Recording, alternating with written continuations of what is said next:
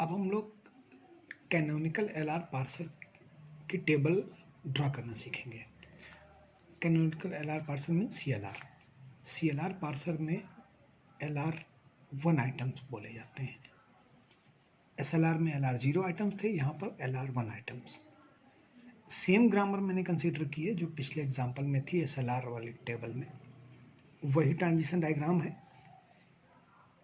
इसको ड्रा करने के लिए एलआर 0 की जगह अगर आप एलआर 1 आइटम्स ड्रा करते हैं तो इसके लिए आपको ग्रामर में जितने नॉन टर्मिनल्स होते हैं उन सबके फर्स्ट कंप्यूट करने पड़ते हैं पहले, क्योंकि हर एक नॉन टर्मिनल का फर्स्ट यूज़ होगा इन एलआर 1 आइटम्स में।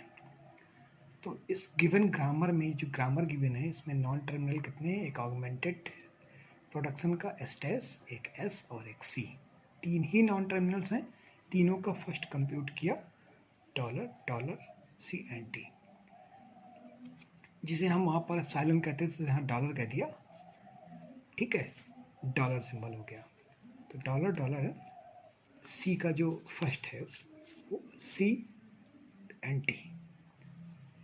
अब टेबल फॉर्म करने का बाकी सारा प्रोसेस वही है, कुछ नया नहीं है, बस इसमें हर जगह फर्स्ट को मेंशन करते चलेंगे। तो जैसे इस ग्रामर में पहले I0 को फॉर्म कर रहे हैं, इस ग्रामर से I0 फॉर्म कर रहे हैं, तो I0 स्टेट को जब फॉर्म करेंगे तो S वही लेफ्ट मोस्ट पोजीशन पे डॉट लिख देंगे और उसका फर्स्ट सिंबल यहाँ पर कॉमा के बाद फर्स्ट सिंबल लिख देंगे। ऐसे ही इसका कॉमा के बाद फर्स्ट सिंबल, सी का प्रोडक्शन और सी का फर्स्ट, सी कॉमा डी है। सी कॉमा डी का मतलब ये हो गया कि ये प्रोडक्शन 2 बार होना चाहिए। C drives dot C comma C and C drives dot C comma D. C oblique D का मतलब ये है कि ये प्रोडक्शन 2 बार होगा। ऐसे ही इस प्रोडक्शन के लिए भी है कि C drives dot D for C and C drives dot D for D. तो इस तरह से सी के लिए भी है और डी के लिए भी है, क्योंकि सी का फर्स्ट सी कॉमा डी है और यहाँ भी सी कॉमा डी है फर्स्ट। अब इससे जब ट्रांजिट करेंगे डॉट को तो पहले एस वाला ट्रांजिशन देखेंगे। एस में ट्रांजिशन होगा तो एस ड्राइव्स एस और राइट मोस्ट पोजीशन पे डॉट आ जाएगा, और ये अकेला एक ट्रांजिशन होगा जिसमें कि डॉट एस से ट्रांजिशन कर रहा है। कोई दूसरा ऐसा प्रोडक्शन नहीं है जिसमें डॉट एस से ट्रांजिशन कर रहा है। और वही सेम फर्स्ट सिंबल यहाँ पर लिखेंगे एस का।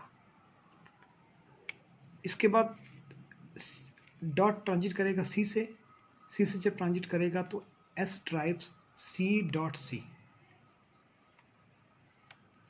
और डॉट सी है तो सी के प्रोडक्शन भी यहाँ लिखे जाएंगे, जैसे पिछले टेबल उसमें लिख रहे थे एलआर 0 आइटम्स में। यहाँ पर हम ये डॉलर लेके आए हैं तो यहाँ सारे फर्स्ट में डॉलर ही लिखेंगे, क्योंकि हम इस एस वाले में सी को ट्रांजिट कर रहे थे और इसी के एक्सपेंशन हम यहाँ लिख रहे हैं। हम यहाँ पर सी के लिए नहीं लिख रहे, हम एस के ही एक्सपेंशन लिख रहे हैं, इसलिए एस के ही फर्स्ट सिंबल तीनों में यहाँ पर लिखे जाएंगे कॉमा में। ये ध्यान दीजिए, यहाँ पर तीनों, यहाँ भी फर्स्ट सिंबल डॉलर क्यों लिखा है जबकि प्रोडक्शन सी का है, लेकिन ये प्रोडक्शन क्यों आया? क्योंकि हम इसको एक्सपेंड कर रहे हैं। डॉट के बाद एक नॉन टर्मिनल है तो इस कैपिटल सी को हम यहाँ एक्सपेंड कर रहे हैं, तो एक्चुअली हम एस को ही एक्सपेंड कर रहे हैं, इसलिए एस का ही फर्स्ट यहाँ लिखेंगे। फिर डॉट ट्रांजिट होगा स्मॉल सी से इस वाले थर्ड प्रोडक्शन में स्मॉल सी से ट्रांजिट होगा। जब स्मॉल सी से ट्रांजिट होगा तो C drives small C dot C, और अब सी का प्रोडक्शन लिख रहे हैं इसलिए सी का फर्स्ट लिखेंगे सी ऑब्लिक टी। फिर इस वाले सी को हम एक्सपेंड कर रहे हैं क्योंकि डॉट के बाद एक नॉन टर्मिनल है, तो इस सी को एक्सपेंड कर रहे हैं, तो सी वाले दोनों प्रोडक्शन यहाँ लिख दिए और सी के ही फर्स्ट यहाँ पे लिखेंगे। ये दोनों प्रोडक्शन सी के ही एज इट इज़ लिख दिए पिछली डायग्राम की तरह। और फिर नेक्स्ट जो लास्ट वाला प्रोडक्शन है वो उसमें डॉट का ट्रांजिशन होगा डी से, तो ये डी इस तरह से ट्रांजिट हो जाएगा और सी का ही फर्स्ट लिखा जाएगा, ठीक है। तो जिस प्रोडक्शन को यहाँ से पिक करके लाते हैं उसी प्रोडक्शन में उस प्रोडक्शन के नॉन टर्मिनल का ही फर्स्ट यहाँ पे लिखते हैं। तो हम लोग I4 पे आ गए।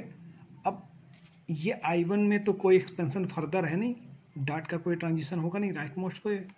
तो I2 पे आते हैं, I2 पे देखते हैं कहाँ ट्रांजिशन हो सकता है। तो ये कैपिटल C से ट्रांजिशन होगा, S drive CC and dot at the right most position, यहाँ पर ये एंड हो जाएगा। ये I5 स्टेट आ गई और S को ही यहाँ एक्सपेंड किया तो S का ही फर्स्ट लिखेंगे। फिर स्मॉल c से ट्रांजिशन होगा इस सेकंड वाले प्रोडक्शन में, तो C drive C dot capital C और डॉलर सिंबल क्यों? क्योंकि यहाँ से हम डॉलर लेके आए, इसी को हम यहाँ पे एक्सपेंड कर रहे हैं।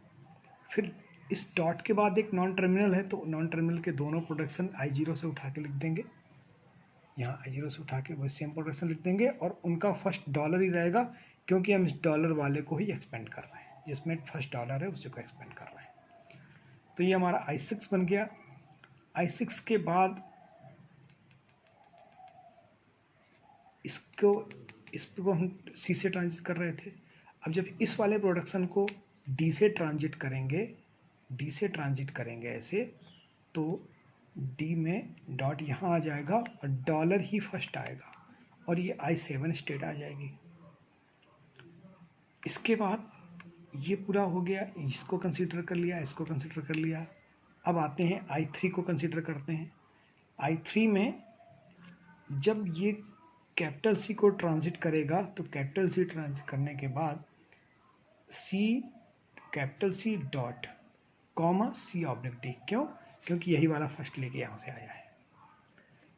यहाँ कोई फर्दर एक्सपेंशन होगा नहीं, यहाँ ट्रांजिट स्मॉल c से केवल इसमें होगा। इसमें क्या होगा?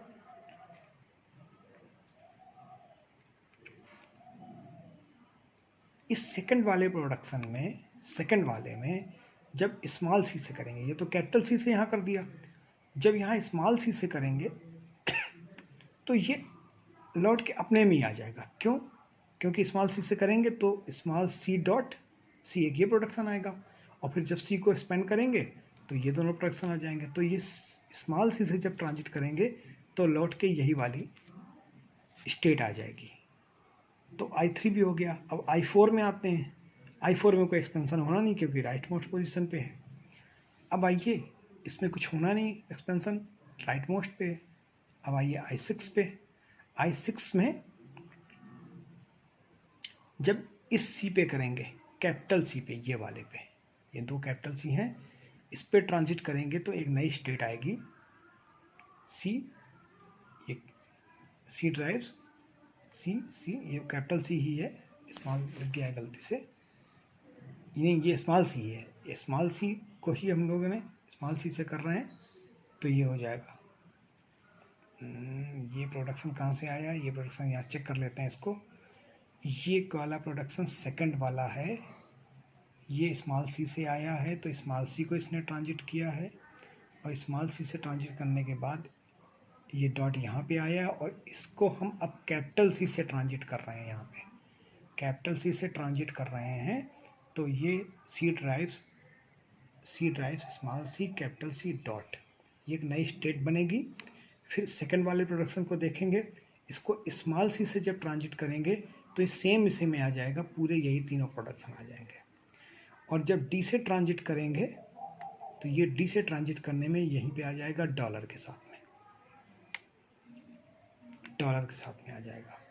कौन सा डॉलर के साथ में आएगा, कौन सा इसके साथ आएगा देखना है। ये दो प्रोडक्शन सेम है, लेकिन इसमें जो फर्स्ट सिंबल है वो डॉलर है, इसमें first symbol C oblique D है। इसके बाद इस पे आना, इस पे आ गए थे हम लोग, यहाँ आ गए थे, ये कहीं फर्दर एक्सपेंड हो नहीं रहा है। I3 को कर चुके, I6 को कर चुके, तो ये I9 स्टेट आ गई, ये I8 स्टेट आ गई और ये इस तरह से 9 स्टेट का एक डायग्राम कंप्लीट हो गया। 9 स्टेट्स का डायग्राम ये कंप्लीट हो गया। इसको ध्यान से देख लीजिए। इसमें केवल पिछले डायग्राम से, LR0 आइटम वाले डायग्राम से केवल इतना डिफरेंस है कि हमारे हर एक सिंबल का बिगिनिंग से ही फर्स्ट लिख के चल रहे हैं और फर्स्ट केवल I0 पे ही कंप्यूट करके लिखना है। उसके आगे के जितने फर्स्ट हैं उसी के कॉपी होते रहेंगे, कोई नया फर्स्ट नहीं बन रहा है।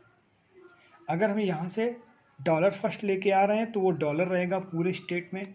अगर हम C/D लेके आ रहे हैं तो पूरे में, यहाँ C/D लेके आ रहे हैं तो पूरे में सारे प्रोडक्शन में C/D ही रहेगा। तो केवल फर्स्ट कंप्यूट करके यहाँ लिखने की ज़रूरत है, बाकी यहाँ पर कॉपी हो रहा है। ठीक है, तो ये डायग्राम पूरा आपका बन गया, ट्रांजिशन डायग्राम। अब इससे जब टेबल बनाएंगे तो इस टेबल को बनाने के लिए हमने एक हिंट लिखा है यहाँ पे, ये देखिए हिंट लिखा है मैंने। इसमें जो नंबर ऑफ स्टेट हैं 0 to 9 है। टर्मिनल्स कितने हैं देखिए ग्रामर में, small C and small D, 2 ही टर्मिनल हैं और एक डॉलर अपनी तरफ से जोड़ लेंगे। और तीसरा जो नॉन टर्मिनल कौन कौन से हैं, capital S and capital C, 2 ही नॉन टर्मिनल हैं। तो ये जो टेबल बनेगी, ये टेबल बनेगी, ये वाली, ये जो टेबल बनेगी इस ग्रामर में, ये टेबल में स्टेट आ गई 0 1 2 3 4 to 9। एक्शन पार्ट में टर्मिनल 3 ही हैं, सी डी और डॉलर। गो टू पार्ट में नॉन टर्मिनल 2 ही हैं, एस एंड सी। बाकी सारी एंट्रीज फिल वैसे ही होंगी जैसे LR0 आइटम में फिल हो रही थी। एक डिफरेंस है, मैं आपको समझाता हूँ यहाँ पे। जैसे यहाँ पर लिखा है इस स्टेट में C ड्राइव्स D.C/D, यहाँ पर कॉमा होना चाहिए ऐसे, यहाँ पर C, इसका मतलब है कि ये प्रोडक्शन 2 बार कंसीडर होगा। ये C के लिए भी कंसीडर होगा और D के लिए भी कंसीडर होगा। तो जब टेबल में हम एंट्री करेंगे तो C वाले ब्लॉक में भी एंट्री करेंगे S4 की, और D वाले ब्लॉक में भी S4 की एंट्री करेंगे। अगर हम I4 के लिए आए हैं तो I4 के लिए I1 पे अगर हम आए हैं, I0 से जो ट्रांजिशन गया है D पे, I से D पे जो ट्रांजिशन गया है, तो हम C के लिए भी कंसीडर करेंगे और D के लिए भी कंसीडर करेंगे। ठीक है, तो जैसे एंट्री फिल करना शुरू करते हैं तो कैसे शुरू करते हैं, प्रीवियस टेबल में कैसे कर रहे थे। पहला वाला ट्रांजिशन क्या है, I0 से I1 में गए हैं, कैपिटल एस पे ट्रांजिशन है, तो ये तो गो टू से एंट्री आ जाएगी और यहाँ से एक एक्सेप्ट वाली एंट्री आएगी। यहाँ से कोई एस वाला आइटम नहीं आएगा, एक्शन में जो एस फिल करते हैं वो नहीं आएगा। फिर कैपिटल सी वाला जो ट्रांजिशन है I2 में, इसमें भी ये भी नॉन टर्मिनल वाला ट्रांजिशन है। पहला टर्मिनल वाला जो ट्रांजिशन है वो C है, और I0 पे पहला C पे ट्रांजिशन जा रहा है, और कौन कौन सा जा रहा है, C/D। तो C पे जा रहा है तो C पे क्या लिखेंगे, S3, और D पे क्या लिखेंगे, S4। तो जब S वाली एंट्री फिल कर रहे हैं तो यहाँ से S3 I0 पे और D वाले ब्लॉक में S4। लेकिन जब इनकी R एंट्री फिल करेंगे तो R एंट्री फिल करने के लिए इन दोनों को कंसीडर किया जाएगा। सपोज यहाँ से ये प्रोडक्शन नंबर है 3, ये प्रोडक्शन नंबर 3 है, तो यहाँ से ये R3 बन रहा है, तो ये R3 C वाले ब्लॉक के लिए भी आएगा और D वाले ब्लॉक में भी आएगा। इसको 2 प्रोडक्शन कंसीडर किए जाएंगे, ये 2 प्रोडक्शन कंसीडर किए जाएंगे, C drives D dot for C and C drives D dot for D। ऐसे ही सब में जहाँ भी ऑब्लिक है और जहाँ केवल डॉलर है तो वो केवल डॉलर के लिए कंसीडर होगा।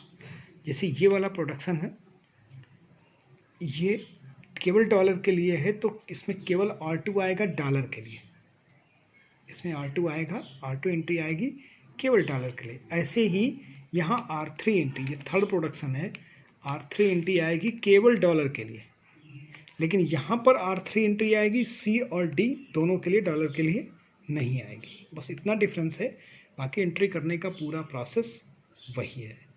मैं इसकी एक पूरी टेबल और ये डायग्राम आपको टेक्स्ट फॉर्म में सेंड कर दूँगा।